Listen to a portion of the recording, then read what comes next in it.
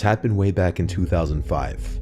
I was 18. I was living in Uvalde, Texas, a very low-income neighborhood, the kind you'll find sprawled out all over the place in rural Texas when you're not right outside of a city. The closest city to me was San Antonio. I was going to some local community college, because that's all my parents could afford for me. One of my best friends from high school, Andrew, moved to San Antonio to go to San Antonio College. He was living in some small apartment a little outside of the city with a roommate. His girlfriend would also often stay with him. Since the city's only really an hour and a half away, I would visit him all the time. He invited me this one weekend to come crash for the night, so I took my trusty old 1995 Toyota pickup truck. Nah, just kidding, the thing was a piece of crap. The gas gauge didn't even work on it. I'd have to always just keep track of when the last time I filled the tank up was, then reset the trip mileage. I took Route 90, which was a straight shot from Uvalde to San Antonio. I was on the road at like 3 p.m. on a Friday, and there was no traffic at all. I got to Andrew at a reasonable time. His girlfriend wouldn't be getting there until tomorrow, so tonight we were gonna go out. We stopped at a liquor store and we drank in his apartment for a while with his roommate. Then the three of us went to this dive bar that would kind of look the other way with fake IDs. That was basically our night. We got back to their apartment around 2 a.m. after getting food. I slept on the couch. The next day would have almost been the same thing, but Andrew and his girlfriend were having issues all day, and as the two of them got drunker as the night progressed, she started yelling at him in front of me, and it got really awkward and uncomfortable. I didn't really have much to drink that day because I was already iffy about staying the night with her there. I eventually decided I would just head back home. I said goodbye to everyone and started my journey home. It was very late at night. I want to guess midnight, maybe a little earlier. Route 90 was deserted at this time, so I would fly for my pickup standards. But suddenly the engine started sputtering. I felt my heart completely drop as I realized I forgot to fill up the tank. I slowed down, but it was too late. The engine cut. I pulled to the side of the road and tried starting it a few times, but it did no good. I took out my cell phone, which was equally as shitty as my truck, and I tried to get a signal. No shot. I couldn't even call for help. I had to just put my hazards on and hope a good Samaritan would pass. You wouldn't believe how long I sat in the side of the road before seeing headlights. I waved my arms as the car approached, but it zoomed past me, ignoring me. This happened again after another 10 minutes or so. I was starting to feel hopeless, like maybe I should just sleep in my car and wait till sunrise to get help. So that's what I was gonna do. I got inside my car, took the key out of the ignition to cut the battery, and just angled my seat back to go to sleep. I would hear the occasional car zooming past like once every 10 minutes, but it didn't feel worth waving people down in the dark. It seemed sketchy for myself and to the people in the cars, but when I was starting to actually drift away to sleep, a car door closing from behind me woke me up. I looked in the rearview mirror and saw a car pulled up behind me with its headlights off. I turned around now to get a better look. There was some big pickup truck, but I couldn't see anyone inside of it, nor did I see anyone outside of it. Maybe someone pulled over to help. I got out of the car and said "excuse me" to no response. I walked closer to the truck just to confirm no one was inside. Then I walked back to my car. This was weird. I looked towards the trees on the side of the road. Maybe someone was pissing in the woods. I went back inside of my car and locked the door.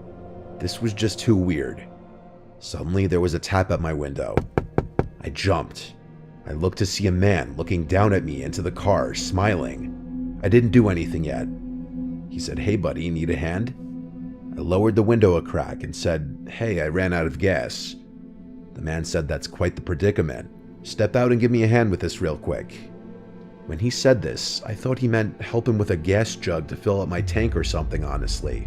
And so I stepped out of the truck and shut the door, expecting him to lead me to his truck. But he stood there, looked down at me because he was much taller, still smiling, and said, "I need you to empty your pockets, please." It took me a second to process what he meant. I was literally a broke college student driving a piece of shit pickup truck. I wasn't about to get robbed of the only cash I had and my phone. I ran for it in the direction of the trees. I'm small but fast. I turned around and saw he was chasing after me. Once I made it into the trees, I zigzagged all over the place until I seemed to lose him. Then I crouched behind a big tree to catch my breath. When I heard him approaching closer, I quieted my breath. I heard him say out loud, "I'll kill you, you piece of shit." I don't know if he was just saying it out loud out of anger, or if he wanted me to hear it, but I was too scared to move. Even after I heard his footsteps move away, I didn't move. In fact, I stayed in this position the rest of the night, eventually laying behind this big tree up until dawn. I went back over to the highway to my truck, and the truck behind me was gone, but my truck's doors were both open. I found that my glove box had been gone through and completely emptied of anything somewhat valuable. My flannel hoodie was also taken, which had something in the pocket, I'm sure. I finally managed to wave down a good Samaritan, and he gave me a ride to the closest gas station. I bought a fuel can, filled it with gas, and the man brought me back to my car, where I filled my tank just enough to drive the truck to a gas station to fill up completely. Then I went straight home.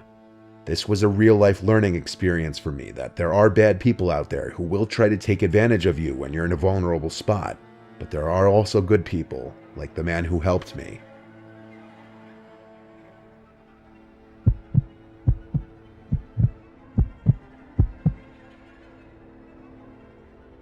When I was 18, I was very immature and naive.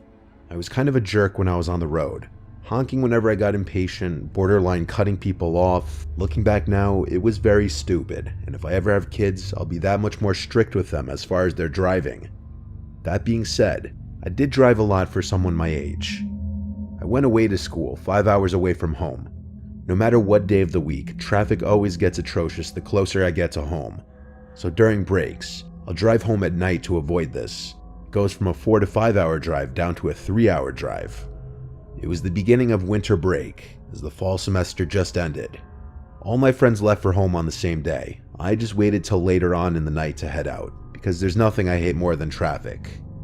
I used to drive a Mazda 3 that I would beat the ever-living crap out of, and admittedly, I used to be known for driving my car to a near-empty tank consistently.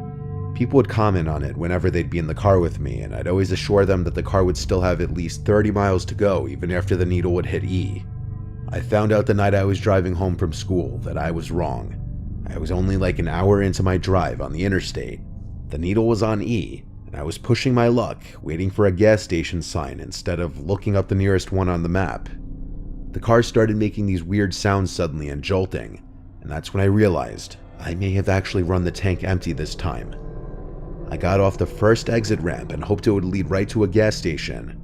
This exit was dark though, with no street lights, and there was just woods on either side. I was scared to slow down and lose my speed because I didn't know if I'd have enough gas to find a gas station. I blew through the stop sign at the end of the ramp and made a sharp, fast turn on the intersecting road, which was another dark road surrounded by woods. I was screwed. The car eventually came to a stop and the engine died. Things only got worse when I took out my phone and saw I had no bars. I have T-Mobile, which is the worst possible reception anywhere far from a major city. I tried calling 911 because I was stupid and thought that 911 works even without reception. Of course, it didn't. I was terrified because I didn't know what to do. I turned on my hazard lights and just waited for someone to pass by. It was a long time before I saw headlights approaching. When I did, I flashed my headlights at them, and they passed me, made a U-turn, then pulled up on the grass behind me. I didn't know who was getting out of that car though, and I was an 18-year-old defenseless girl. I just cracked the window down a little bit as this man approached my car. I told him I need help, I ran out of gas. He offered to give me a ride to the nearest gas station. He was this balding guy with glasses on. He kind of looked trustworthy. I had no other apparent options but to accept his offer.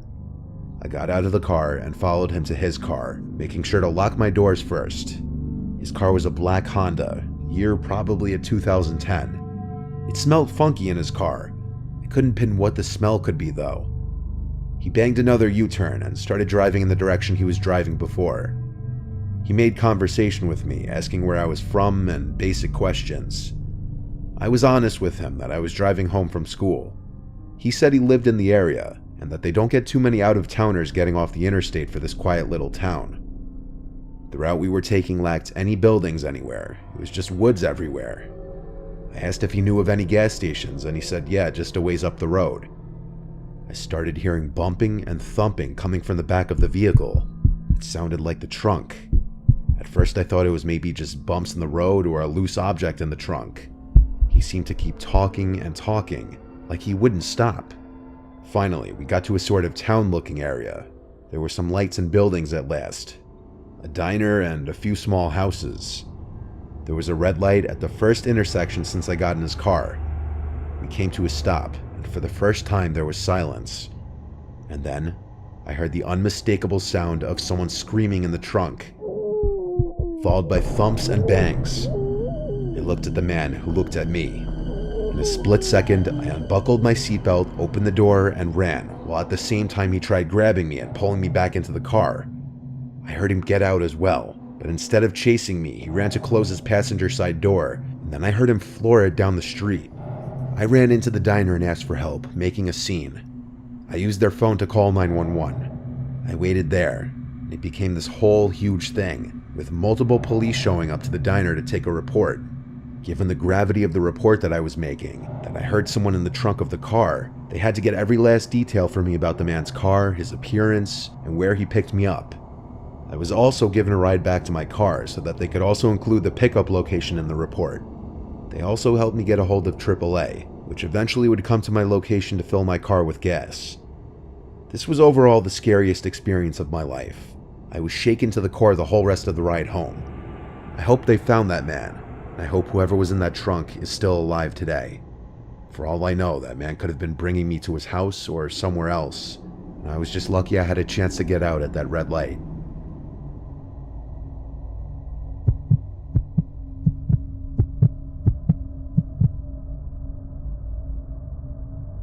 I live in Burke County, North Carolina in Morganton. I'm used to the quiet lifestyle that comes with living in a rural place. You get some weird characters here and there, but it's usually nothing too bad. I own a nice plot of land with my husband. My work schedule fluctuates. Sometimes I work days, sometimes I work nights. This happened on a night that I was on my way home after a night shift, so it had to be like 3 a.m. My phone was almost dead, I was hungry, I was tired, and I just wanted to get some food and head home. I stopped at a gas station to get $10 worth of gas and also a packaged sandwich, which I proceeded to eat inside the gas station cafe. Some sketchy guy was eyeing me for a little until he left the building without buying anything. After eating, I went outside to fill up the gas, and then got back in the car. The smell of gasoline was extra pungent for some reason. These roads are very dark and twisty at night, so I was driving slow, especially since I was tired after a long day of work. Then something unexpected happened. The needle on the gas gauge suddenly dropped to E, and the low gas light came on and beeped. I had no idea what was going on. I'm not a car person, and I'd never run out of gas before this. Plus, the needle just suddenly dropped. I thought at first that the computer was glitching, so I pulled over and restarted the car, but the needle was still on E. I tried to continue driving, but the engine died. I started having a panic attack. I called my husband first thing, and thank God he picked up. I asked him how did my car run out of gas after I just filled up, and as I got out of the car, I smelt gasoline. I told him this, and he said it sounds like I have a leak.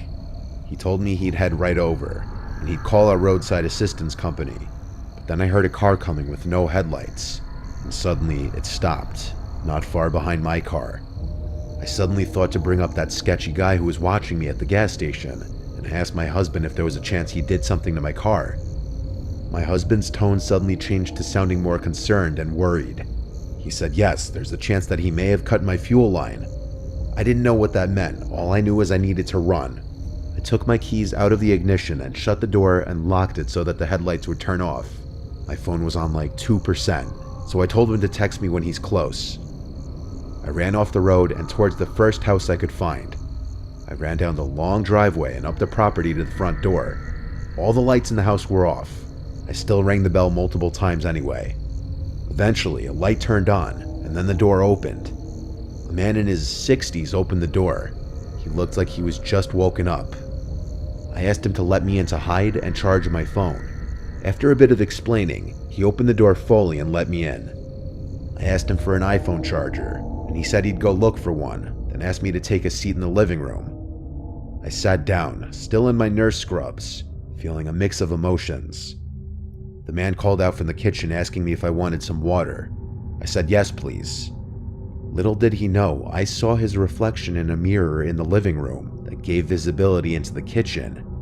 I saw him fill a cup with water. Then I know for a fact I saw him drop something into the water. He walked out of view of the mirror, but the faucet was still running. It ran for a solid 30 more seconds before he turned it off. He came back into the living room with a glass of water and handed it to me. I thanked him, and he sat down and just looked at me, then asked me to explain the situation again. I replied to him I just really needed chargers so that I could contact my husband. He said, "Oh right," and went upstairs. I checked my phone, and it was on 1%. I used that remaining battery to send my current location to my husband just in case. I then smelled the glass of water, and although it didn't smell like anything, I knew he put something in it. Now I had to make the decision of whether I should leave or not. On one hand, I needed to charge my phone badly. On the other, I was 99% sure he did something to this water. I heard him walking back down the stairs, and he said he doesn't have any iPhone chargers since he has an Android. After he said this, I got up and walked straight for the door. I'm not an idiot. Once outside, I ran back down the driveway to the road. I felt like throwing up. I couldn't believe 2 separate potential incidents from 2 different men happened in one night. I crept along the side of the road behind the trees. I took out my phone and sent my updated location, and right around now was when my battery died. I waited for until I saw familiar headlights of my husband's truck. I went out waving my arms, and thank God it was him. I got inside the truck and let all my emotions out, crying to him about what I just went through. He brought us to my car, and there was no longer a car behind mine. My back window was shattered though, and it appeared someone had gotten into the back seat, but nothing of high value was left in my car to steal anyway. My car battery was also now dead. When I told my husband about the man who tried to potentially roofie me, he was so furious he wanted to go break down his door, but I told him no, let's just wait for the tow truck to come. We waited quite a while before it came, and my car was towed to my dealership, where they would take the car in the next day. My husband was right, my car was vandalized and the fuel line was cut completely. Thank God I was off the next few days because I needed some time to mentally recover from this night. The idea that twice in one night I was almost a victim of some sketchy men, I just couldn't get over.